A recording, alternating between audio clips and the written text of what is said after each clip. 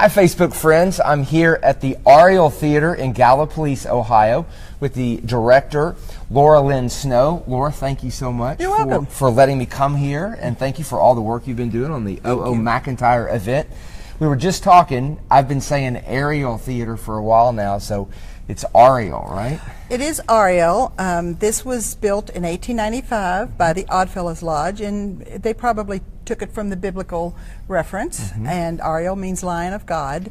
But Ariel was a mythical creature of both the water and the air, and also could be male or female. Okay. So it stretches back a long ways, a lot farther than Disney. Well, you've done a lot of amazing work. We're actually on the stage here, and Odd McIntyre was an usher here at this theater, and he also wrote a lot of articles about things that would go on backstage, some of which are in an Odd book. Tell me a little bit about what led you to this fantastic theater and all the hard work that you and your team have done to make it as beautiful as it is today.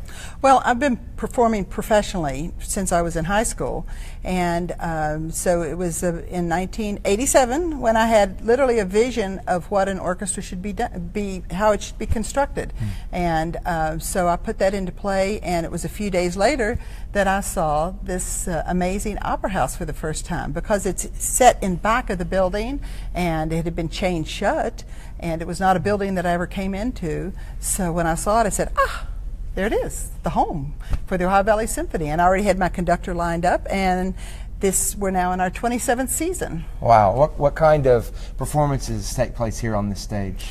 Well, we do a 5-concert subscription series, and the numbers vary depending on the music we're doing. But tomorrow night, we're doing a project that I've been working on for 25 years, and it was because I was given some piano music by this wonderful lady here in town. She said, "Oh, I thought you might want to like to have this." It was called the McIntyre Suite. And down at the bottom it said transcribed from the orchestral parts. So I said, yeah, orchestral parts, that's us, we can do that. So I started on this big search looking for this music everywhere, and I called all over the country. I even talked to the composer's widow. Speaking of which, this piece was composed by McIntyre's good friend, Meredith Willson, of the Music Man fame and the unsinkable Molly Brown. So they were good friends. In fact, McIntyre hobnobbed with all the famous people of the day. And so he wrote this piece for his friend. In subsequent books he wrote, this was an amazing man. He spoke of McIntyre that way. So I wanted to find this piece. It's probably our daughter. It was. It was. Now it'll ring like 5 times. Where all did you look? I haven't asked you that yet. Oh, I called all over the country. I called librarians. I called. Then I started calling major orchestras, because we figured big name composer, maybe somebody's got it in their libraries. Archivists, all over the place. And it was actually one of our soloists, Vince DiMartino, who not only plays amazing classical trumpet, but also is a great jazzer too. So he said, "Oh yeah, Laura," he says, "that was premiered by the Paul Whiteman Band."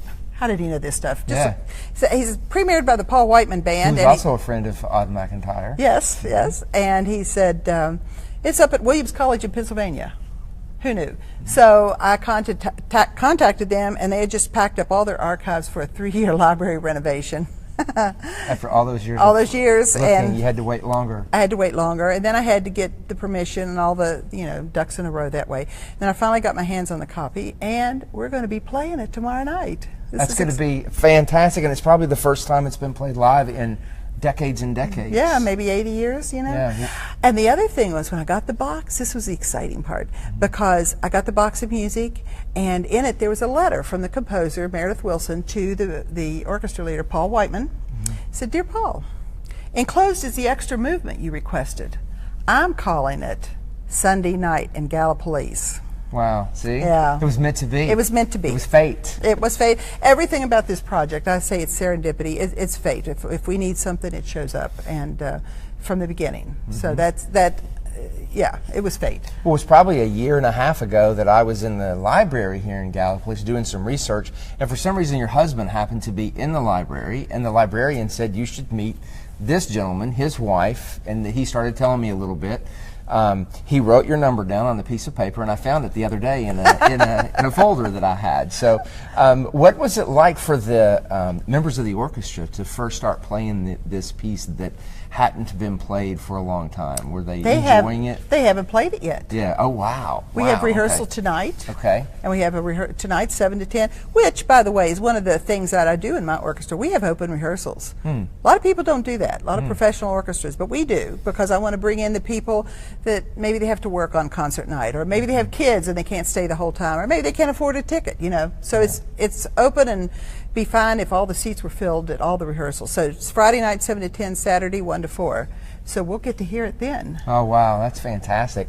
Well, thank you for letting me come tomorrow at 4:30 and do a book talk and sign some books. And your book is terrific too. Thank you. Yours is one of the best McIntyre. Well, it is. It's one of the best McIntyre books I've read. It's just laid out so concisely, and the way you spell it out, you go, oh yeah, I didn't think of that. And you heard it here first. It's a 5-star review. Well, you can hear tomorrow too. That's at right. 4:30. That's right. When you talk about your book and do the book signing, and then tomorrow night at 7:30 we've got the concert, and you can hear the actual piece.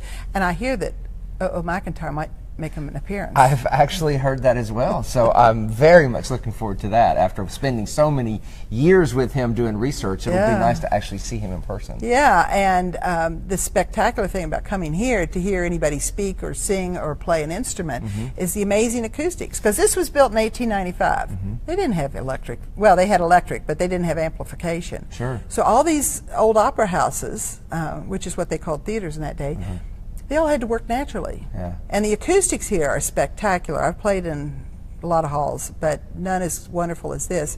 It's like an old instrument, you know, the wood and everything about it. I mean, an old instrument that plays beautifully, a Strad.